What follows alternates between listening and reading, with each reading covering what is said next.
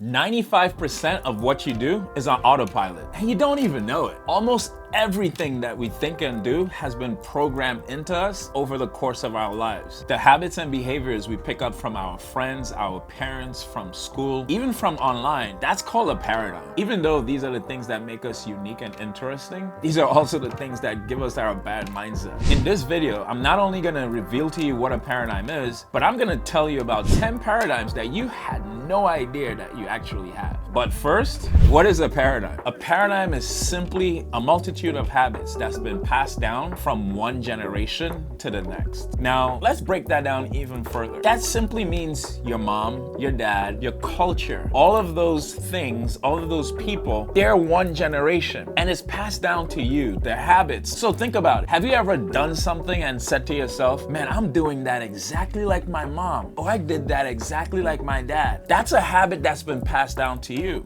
Most of us cook exactly like how we've been taught to cook. We say things and pronounce words exactly like how we've been taught. If you were born in the US but you grew up in China, you would be speaking fluent Chinese although you were born in the US. These are all habits that's been passed down to you that ultimately just programs you. Now, this is neither good or bad. It really just depends on what your paradigm is. So let's break down 10 paradigms that you might have. So paradigm number 1, money is the root of all evil. No one wants to be evil. When we think about evil, we think about villains, we think about witches. All those things are evil. You don't want to be a witch or a villain. So if money is the root of all evil, you're gonna try to avoid money as much as possible. And this is a subconscious programming that you've been trying to avoid money, not wanting to be seen as evil. Like, no one wants to be the Green Goblin. So we subconsciously avoid money because it's the root of all evil. Paradigm number 2, you gotta save to be wealthy. Now, this is the very opposite of what most billionaires actually do. They take money and invest it. You gotta invest to be wealthy.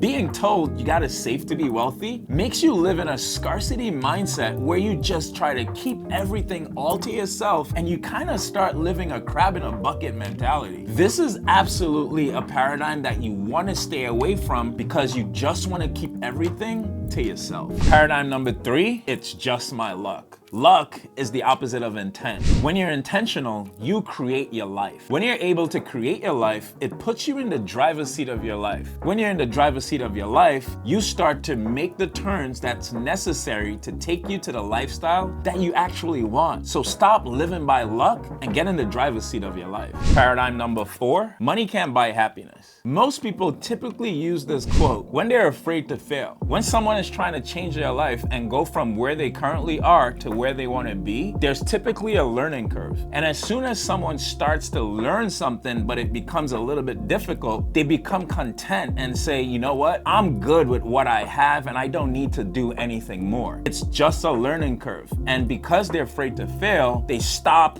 and go back to the life that they once had. It has nothing to do with money. Now, money may not be able to buy you happiness, but being unhappy in a mansion with a lot more money is a lot better than being poor and still unhappy. Paradigm number 5, the grass is always greener on the other side. This paradigm encourages people to be unhappy with what they have. But I want to give you a new paradigm that you should have for yourself. The grass is actually greener wherever you water it. Paradigm number 6, if you want something done right, you gotta, I'm sure you said it. This paradigm is a curse for business owners. When you're a business owner, you need a team. This paradigm keeps you as a solopreneur and there's no ability to scale your business and it leaves you as an employee in your own business. So get rid of this paradigm today. Paradigm number 7, you can't teach an old dog new tricks. This paradigm infers that the older you get, you stop learning. The fact of life is anything that's not growing is actually dying. So this is absolutely not true. And I have many clients, even in their 70s, that still wants to change their lives. And I've seen them learn and become a new person even later on in life.